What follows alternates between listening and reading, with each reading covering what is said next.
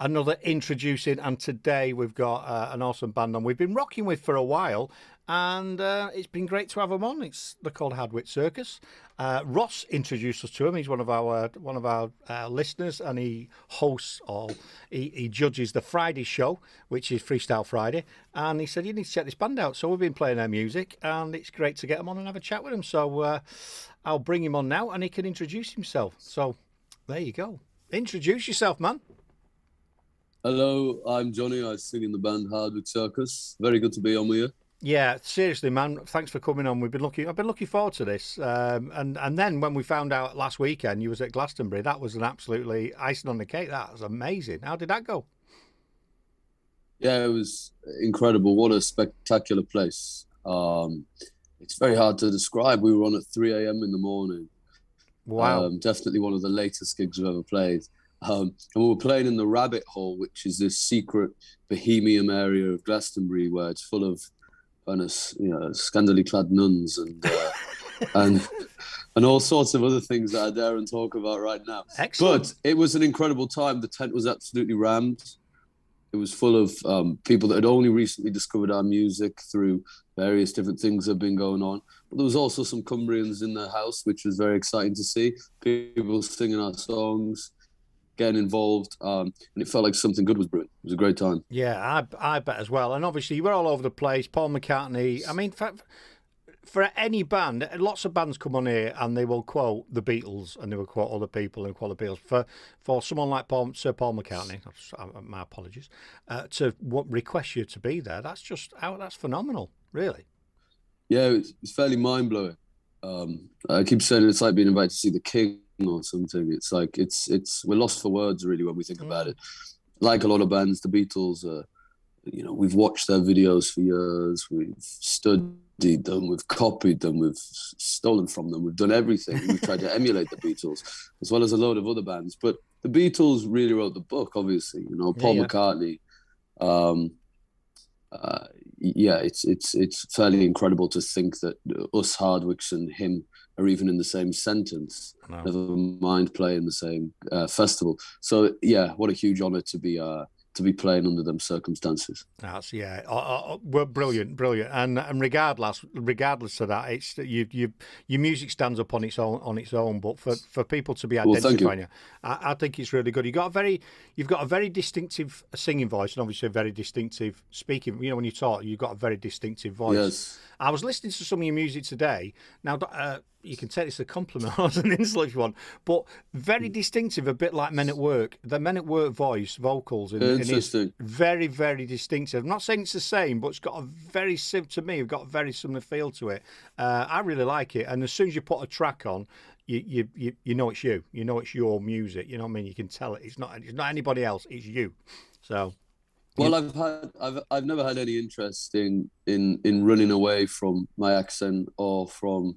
I think it's the whole ethos as a band has been to stick to our roots in a way, be it like musically, but also like geographically. Like we've been in Carlie for a long time, and we've never thought that actually we might be more successful if we move to another place. We've never thought about chasing someone else's dream. Yeah. So and that's all.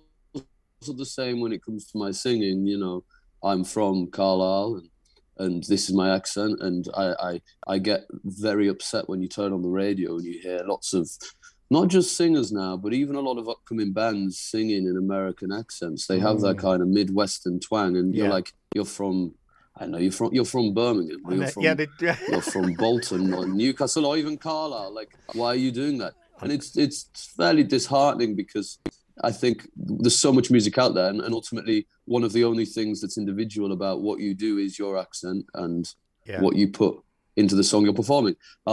It's funny, we've started doing TikTok as well, and I put this video on of us like going to Glastonbury, driving down there, all the hiccups along the way, all the gigs, all the late nights, playing the festival, and I narrated the video. And I had someone comment on it they said, "What is this strange accent?" It's as if there's the first. So I like to think I'm the first Cumbrian muso on TikTok. Yeah, I think it is. You are right, and it's funny how people you see people. It's like actors, isn't it? You see actors on stage, and then when they're off stage, David Jason's a classic. You see him as Del Boy, and then when you see him being interviewed, That's true. He's got a plum in his mouth. Where's that come from? Do you know what I mean? It's like it's really off-putting, and so it's the opposite to that. Obviously, he's an actor, but you obviously see singers, and they sing, and then when they speak, you go, surely that is not them. That voice doesn't relate to that person that's speaking now. It's a bizarre thing. I mean, I've never lost my accent, and I'm proud to be from Manchester, and I'll stick with it. My lad's grown up in the Midlands, and he takes the mickey out when I say certain words, and he'll emphasise it. But hey, it's just the way. I'm not going to change it for anyone. I'm just me. You know what I mean? So, what we're going to too right. Yeah, go on. Sorry to switch up. No, carry on. Go ahead. What I was going to say is what we tend to do on this show is we play some videos throughout the show. So great. Got 3 or 4 lined up. Whilst they're on, we won't be on screen, so you're fine. Janice has sent me one that she wants to play. The first one, it's from 2015, Walder. Is it Walder? Is that how you say it? That's an old track. Yeah. So that's the first, when we that's a different incarnation of the band in many ways.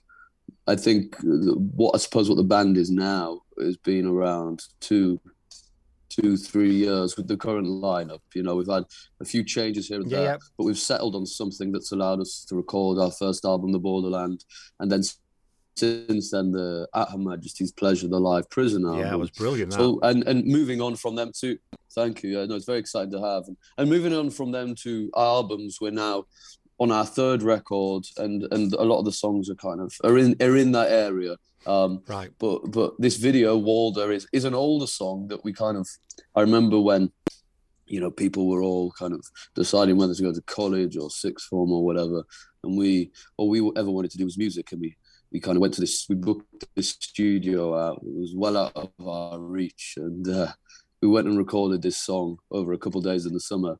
And put this video out, and it's been amazing seeing it kind of still stand the test of time, so to speak. People at gigs still request this song, and it's definitely an older track, but let's hear it. Yeah, I think it's interesting to see your evolution, where you've come from, where you're going to, and anyway, let's cue the VT for you on Mixcloud. Here it is for you right now.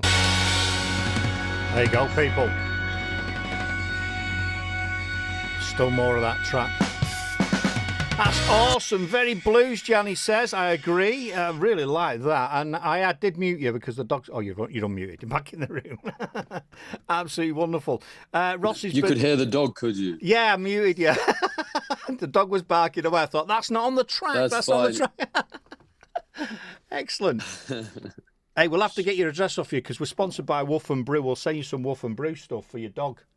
We'll get that. We'll get Janice to organise that. Please do. Yeah, wonderful. They do posh beer, and they do one called Bottom Sniffer, and they do some posh wine as well for your dogs. It's all Oh, hold on a second. Wait. I actually have some Bottom Sniffer at hand right now. Actually. Do you? Okay, I've got plenty of that in the house. Awesome. Seriously. I do. Wait there a second. Wait there. Seriously, that's awesome. Well, we're liking this, people. We're liking this. Hey, see? I actually have some. We'll have to tell. Look at this. Oh, that's the stuff. Absolutely wonderful. You couldn't write that, could you? You couldn't write that. There you go. Well, if it's good enough for Hardwicke Circus people, it's good enough. You can get 10% off if you put Duggystone 10 in. You get 10% off your next order. I'll get you some stuff. Oh, that is really good. I'll get you some stuff sent. I should get sponsored. Yeah, please, I'd love some. Thank you. Excellent. I'm loving that. We're all over that. So we were introduced you back. That's bloody amazing. As if we'd written it. We got introduced to you by Ross. I'm laughing. That's brilliant. By Ross. That's insane. And he went to see, and he said he said his favourite track is "Walking on Broken Glass," which I've got lined up. What is your favourite track to sing to or to do? That's a really good question. I think Broken Glass is definitely up there. What song? I don't know. It's what's exciting at the moment is that we're doing we're playing so many gigs, and we're playing long gigs. We're doing kind of like 2 hours a night. Yeah. These gigs, so we're getting a chance to play so many different songs. So obviously, Broken Glass. There's a song called "The Debatable Land," which is on the last track on the first record. A song called "Love's Lockdown." There's a couple of new songs that we're throwing into the set. It varies every night. And that's kind of what's good at the moment, is we're kind of having the chance to play all these songs and change it up a lot. So, you know, as much for the audience thinking, oh, the set is going to be this thing, and then it changes and it becomes another thing. For me, singing them, it's really refreshing that, you know, I'm getting different flavors and different colors out of each song when we're singing them. But, you know, it's songs are what you make them, you know, you can't. And each gig is its own thing. And it's like when we played the prisons, you know, the songs and the lyrics resonated very differently inside the jails than they did, say, when you're in a pub or a club or playing with another band. And so when the songs take on a meaning in a certain venue, and you realize that it's having a certain effect, they're the ones that you usually enjoy singing at any given moment. A bit like when the chips are down, when you sing that in jail, when you played it before, it reminded me that when you sing that, the words resonate and the song takes on a new meaning, and that usually becomes the song of the set. Yeah. So it's always a different thing each time. But yeah, Broken Glass is definitely up there. Brilliant. So, I mean, it's interesting because I was listening to the album today, that's in the prison. So how did that come about? How did you end up finding yourself? Because some of the rock and roll back in the day in the States, they played prisons, didn't they? So how did you get into that? Was that something you wanted to do, or did you get requested to go and sing? Well, there's a gig we play in Whitstable called the Duke of Cumberland, and it's a great gig. And one of the shows, there was a guy who works in the prisons, a guy called Tim Cronin, a lovely man, who has this initiative to encourage more arts and performance as a means of rehabilitation inside jails. Mm-hmm. And he invited us into Rochester one day. He said, do you fancy coming to play as part of this thing I'm doing? And we all kind of thought, well, none of us have been inside of a jail before, so that sounds like a lot of fun. So we went into Rochester, we played a 45-minute gig, and afterwards we did a Q&A session. And it was the most amazing thing we'd ever done. It was kind of, the reaction from the inmates was like nothing we'd ever experienced in another venue before. These are guys that, even for, say, the less serious crimes, are locked up for near 20 hours a day with little in the way of exploring new possibilities for their life on the outside. And so when us kind of, you know, skinny, lanky ginger kids from the north of England went into the southern prison, they kind of thought, what the hell's going on here? But when they heard the music, it really resonated. They listened, the words took on a meaning, as I say. They got involved. We invited them up onto the stage to sing with us and perform with us. And we really got on each other's side. It was a real two-way connection. It wasn't just us on a joyride going into jails for a bit of good press. It was an incredibly positive emotional experience that really changed the way we kind of see living in the world. And we did a Q&A afterwards, a Q&A where we got the inmates to ask us questions, and they very willingly asked us all sorts of things about being in the music industry, or what it's like to be in a band, or how does it feel coming into jail, or what are the opportunities on the outside. And we were able to engage with them on a very personal level. And once you do that, you realize that actually, you know, you look at all our politicians and our leaders, they should spend time in a jail. It'll humanize you on a level that like nothing else can. And, you know, leaving the jail, we travel around in a riot van. And we left so you can imagine what that was like when we drove into jail on a riot van. Awesome. So we drove out, and we were getting word from the governor and a lot of the staff that it had such a huge effect on the inmates, on their well-being, on the environment, the atmosphere in the jail following our performance, improved mental health. Brilliant. And Brilliant. That meant a lot to us. And as I say, it was a borderline religious experience. And, you know, we leaving, we thought we've got to do more of this. And then obviously COVID struck, and trying to get back out into the world and getting other gigs in music venues. There's not actually a lot of places for bands to play. You know, we're just musicians. Like, we thrive on playing live. That's our lifeblood. So when there wasn't many venues to play, a lot of places had closed down, a lot of places were struggling.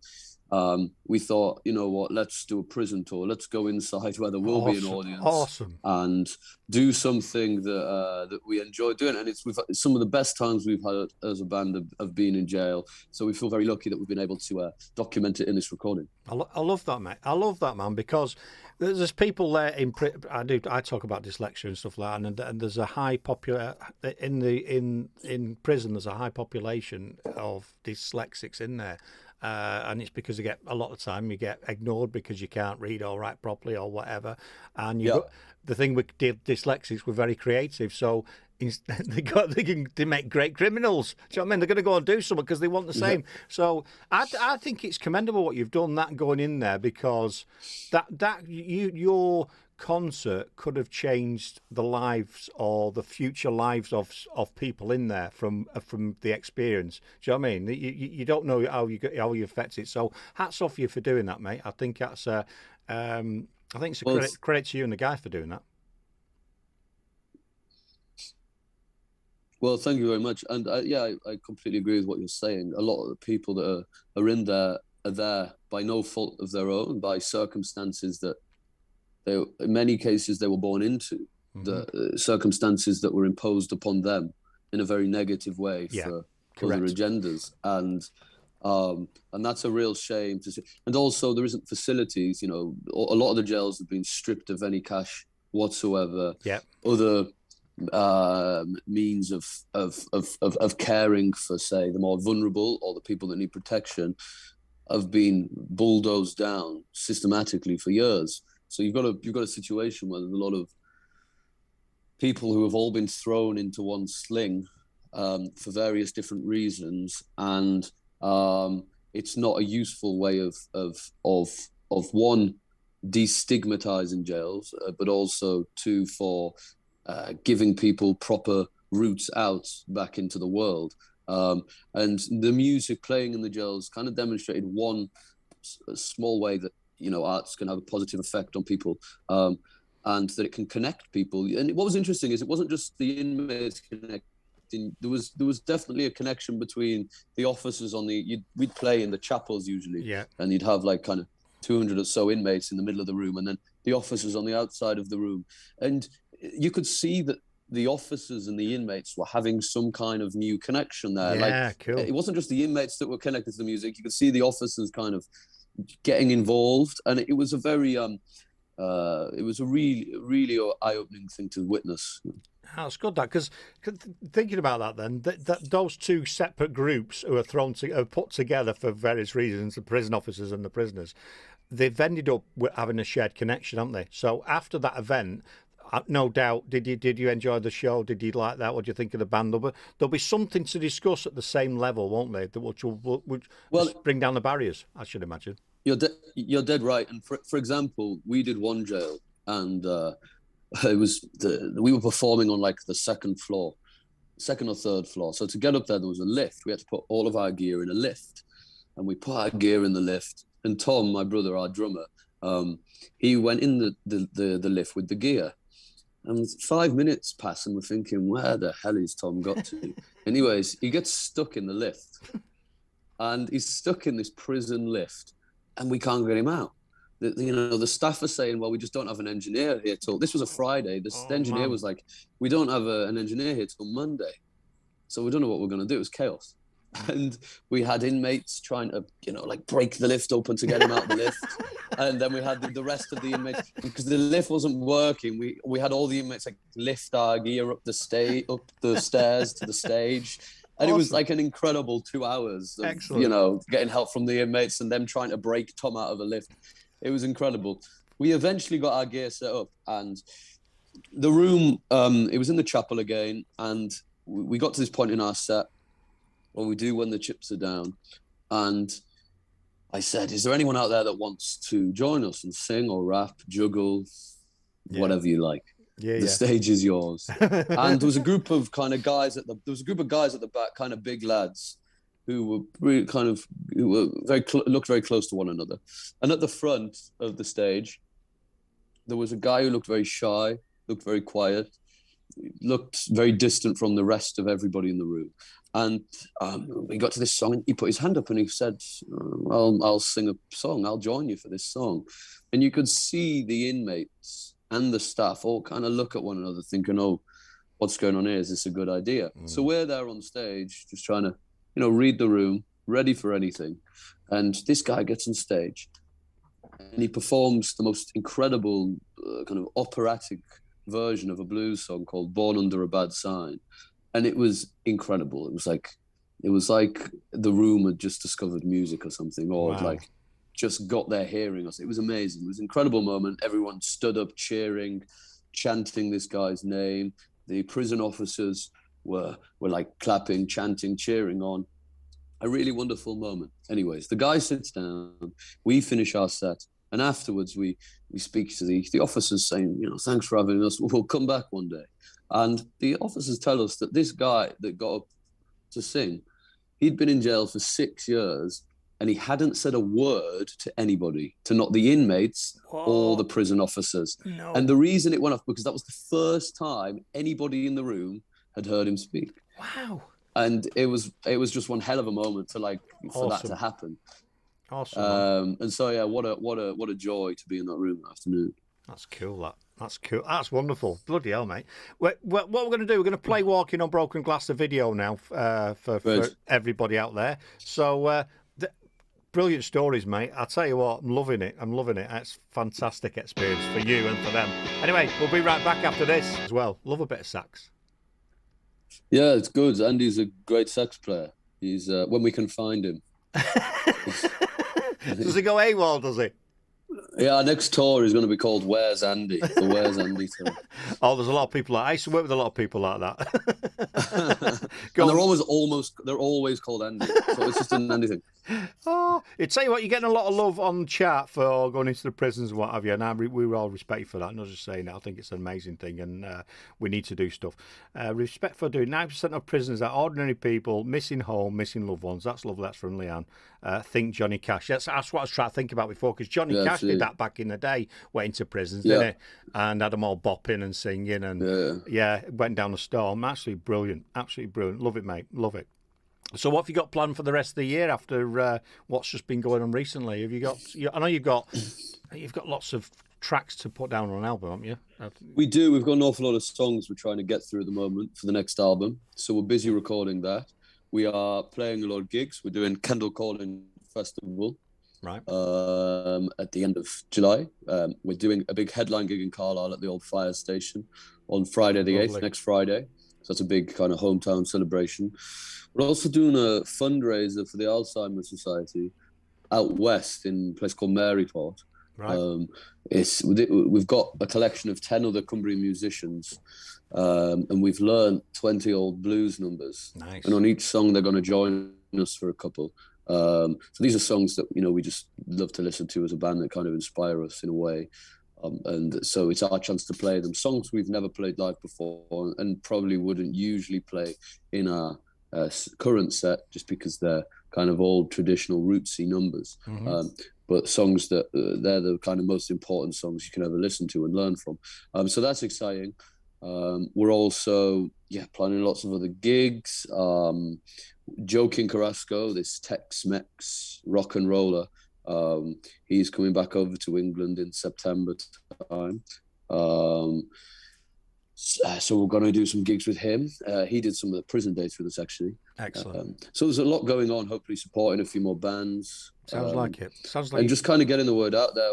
We're busy. We're busy. Yeah, and I expect you will be. It's funny, actually, because we have a show called Blues Addiction on a Wednesday night with Rob Levick, and mentioned at the weekend that we were having you on, and you were on at Glasto, and he went, that is the bizarrest thing, because he was at a gig. He said, I was at a gig last week, and someone said to me, you've got to check out Hardwicke Circus, which sounds like, it's nuts, isn't it? How things, people are talking, you don't know who's talking about you behind your back, or, or who's promoting you, which is fantastic.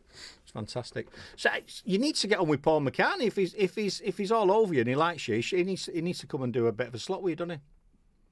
You can't say. Oh, I know. He's welcome any time. I'm sure he is. I'm sure he is. So obviously the Beatles influence you. Who else is he? Because it sounds like you've had a bit of a blue. You've got a varied background with blues and rock and roll and all sorts of sounds, really.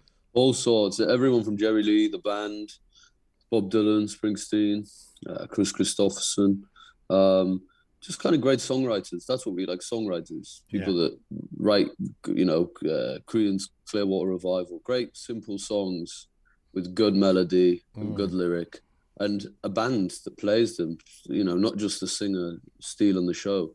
Yeah. There wants to be a kind of bit of kind of interplay between a group of musicians on stage that forms something very special. And, you watch the latest Beatles documentary, or, you listen to all them albums, and the reason they sound so good is because, yes, the songs are great, but there's a connection there between a group of people playing the music, and that is inspired and developed for us anyways through playing live. That's how all them guys did it, and I think it works. I think that's a formula that people are now abandoning, and I think that will be to the detriment of all good music. I think you're right, mate. I think you're bang on, because it's where they come from, don't you?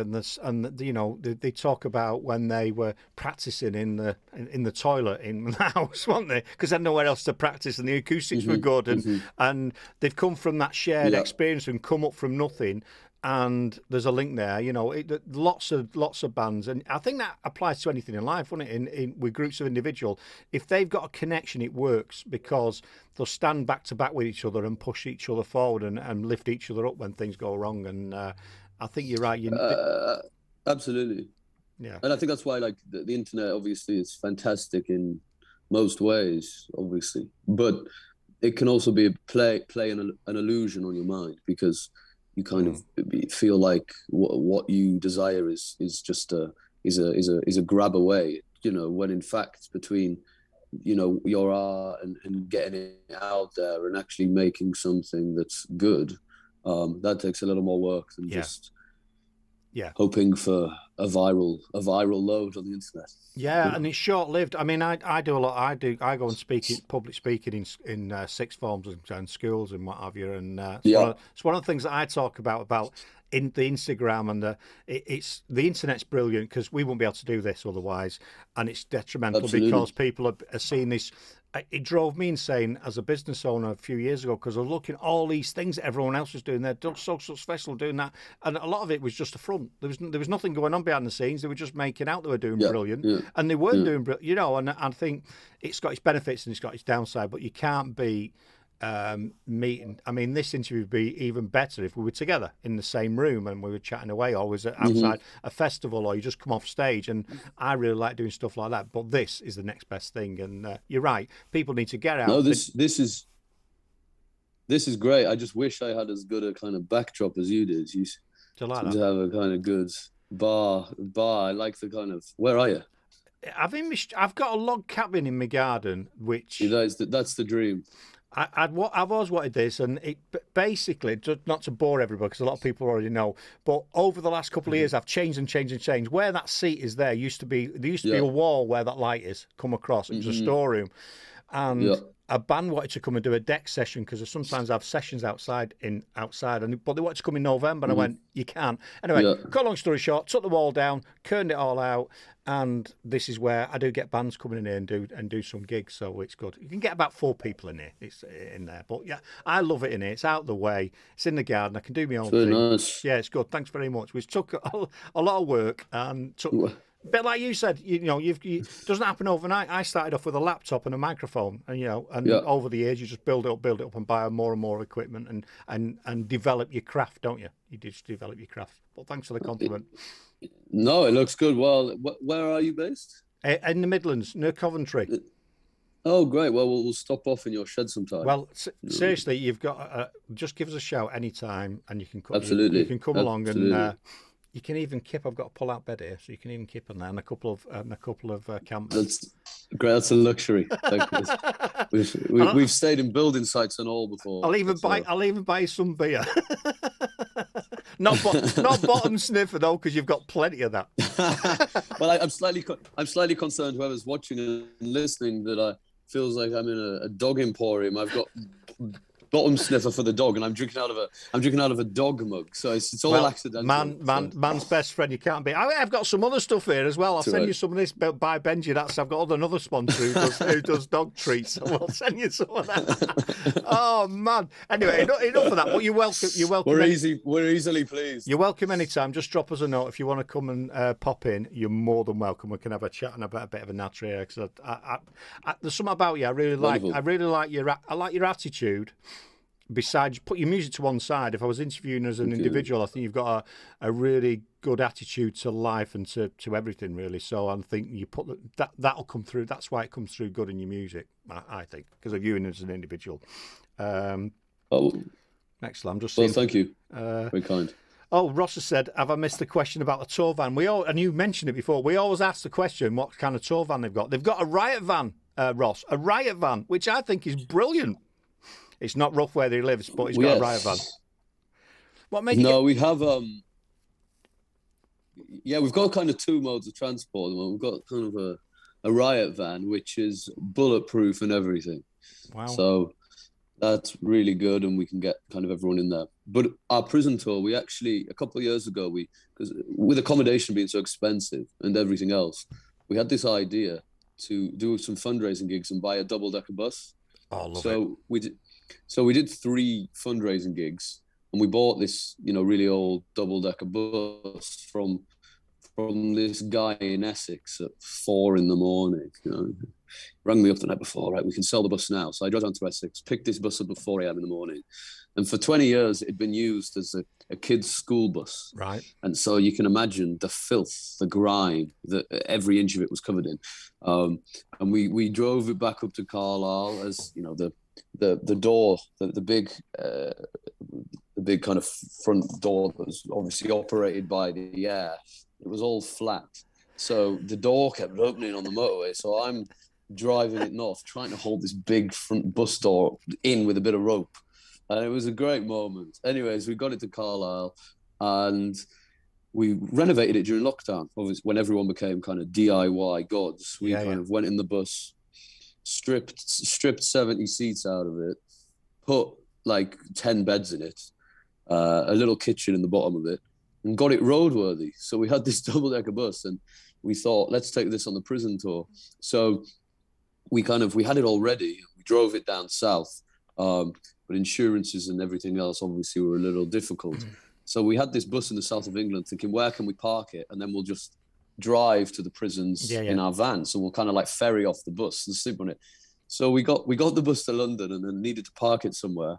Then we remembered maybe like 4 years ago, we played at somebody's wedding in the south of London, and they had a decent sized garden. So we ring them up and say, can we park our bus in your garden for like a month and a half?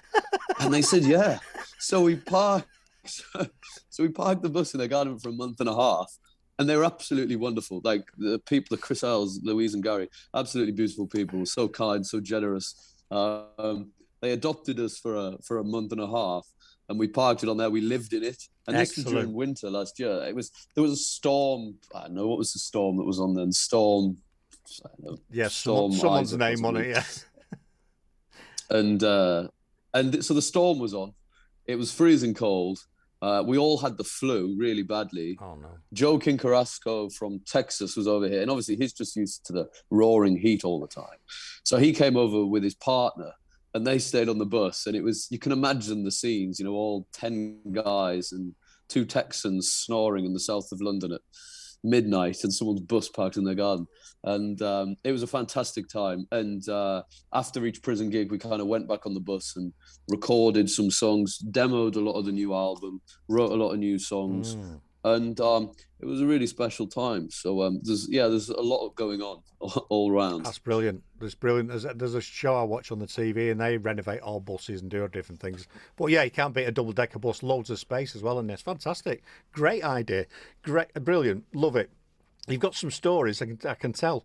I'm just wondering what to do, because I've got another track lined up, but I'm just conscious of the time as well. But I want to get your latest track out, which is the Colour Is Everything. What I've got lined up here is Let's Make New Mistakes. What's that all about? That's from 2021. Yeah. Is there a story behind it? Well, that's a song. It's on. There is kind of. I think the slogan for the song came about when Andy, our sax player, the guy that's always disappears, we were in one jail, and cut a long story short, Andy ends up crashing our riot van into the prison gymnasium. So we said, Andy, let's make new mistakes, shall we, mate? And that's kind of what the song gets dedicated to. Oh, bloody so this brilliant. is let's make new mistakes. Well, let's cue the VT. We'll be right back after this. Your mistakes, but don't crash your car into a prison gym. Don't do that. It's been done already anyway. I love that track, mate. It's awesome. Awesome. I've not muted it, have I? No, there you go. Yeah, love it. Thank you. I think he's muted himself. Yeah, that is brilliant. Right? It's good. It's really uplifting, that track. I love it. It's full on. Awesome stuff. Yeah, it's a great one to play live. Yeah, it is.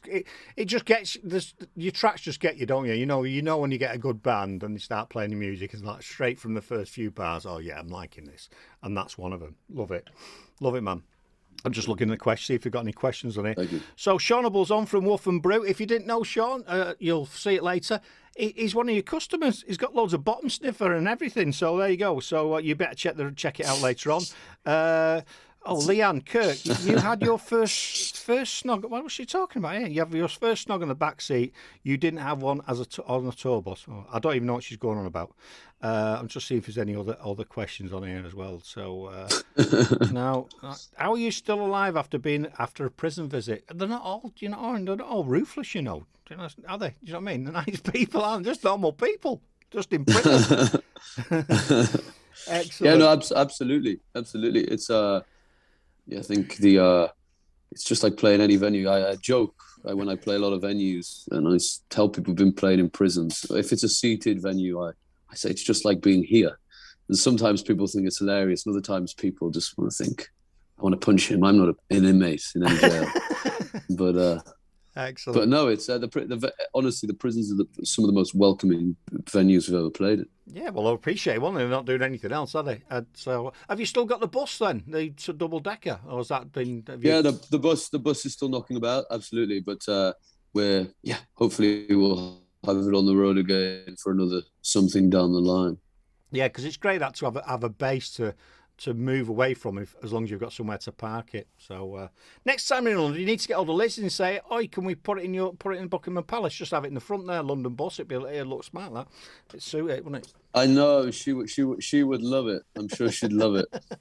And you never know. You might get asked to play at the garden party next. You never know what's going to happen. What's going to happen? Oh, awesome, mate! Awesome. I think there's a lot going to go on for you the next few months for sure. So, are you? Thank you. You've had a lot of. I mean, I noticed on the weekend as well. You had a lot of. You did was on daytime TV. You've been in loads of papers. You're all over the internet. Yeah. Splattered everywhere. Have you? Has the phone not stopped ringing?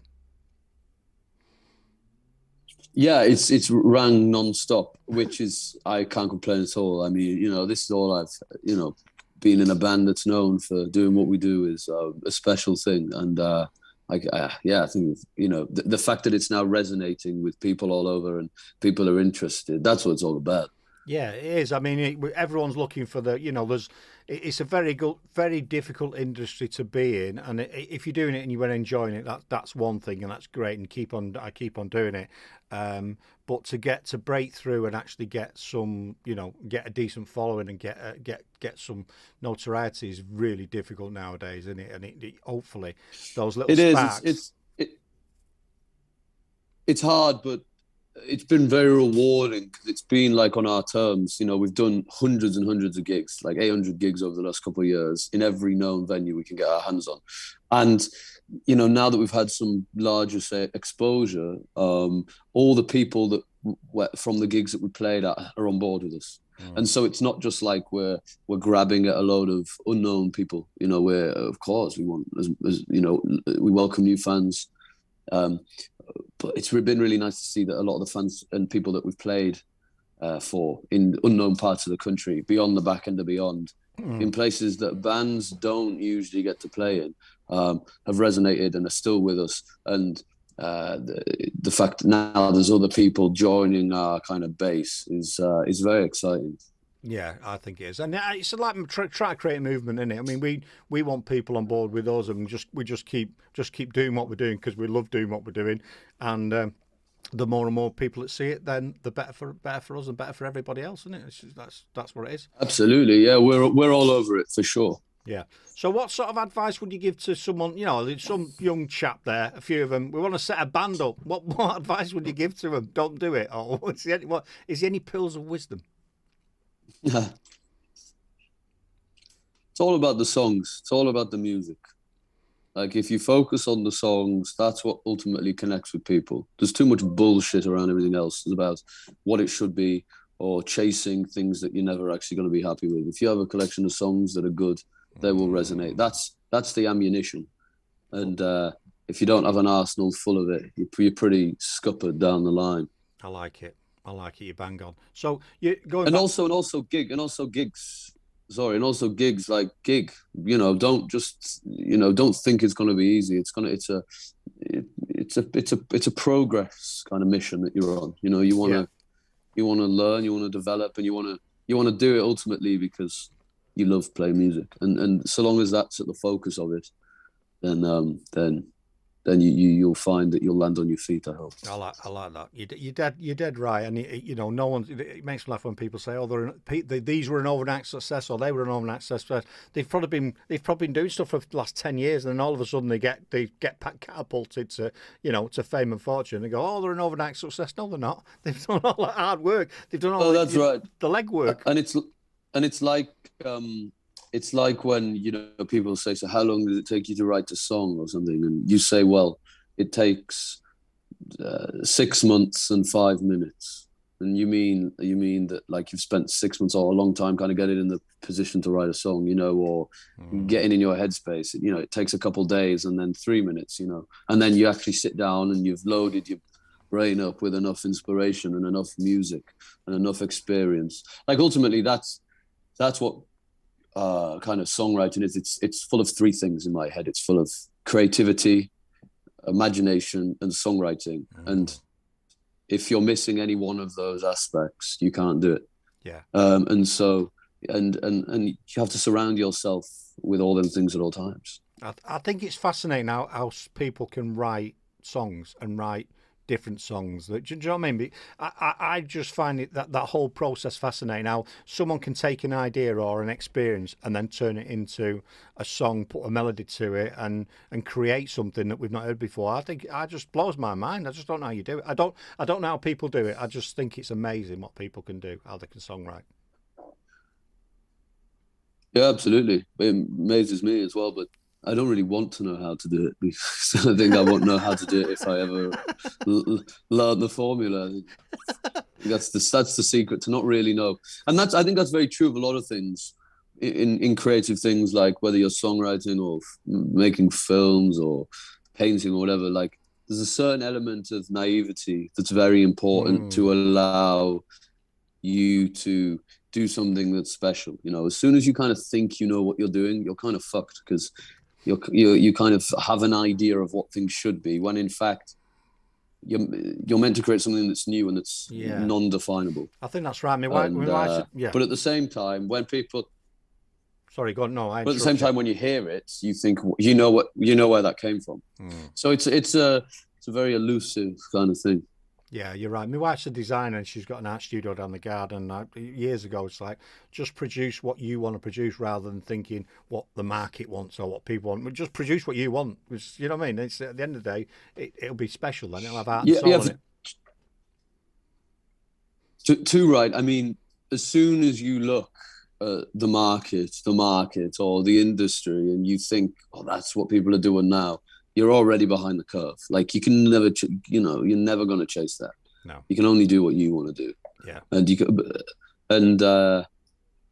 you're not, I mean, I'm not trying to reinvent the fucking wheel here. I just want to write good songs, and that's all I'm in it for. I love it. Same as me. All I want to do is interview people, interesting people, and come up with something that people are going to enjoy. Because at the end of the day, I just want to have a conversation with someone, and for people to go, yeah, well, listen to that. That's exactly what it's all about, and I'm just going to keep on doing it. So absolutely, it's been wonderful, chat. We're on the time, aren't we? Definitely on the time. So what we've been asking artists to do, if you don't mind, for us, is doing an artist drop so we can play it on the show. So would you introduce yourself and say you're listening to Duggystone Radio? Could you do that for us, and we'll turn it into a jingle? Absolutely. My name's Johnny. I sing in Hardwicke Circus, and you are listening to Duggystone Radio. Thanks very much for that. Thanks very much. I appreciate that. So where can people find you if they want to get hold of you? Is there any messages you want to send before I let you get on with your day? And we're gonna finish off with your last track, The Colour Is Everything, in Everything, sorry. That's what we're going to end the show with. So. Good.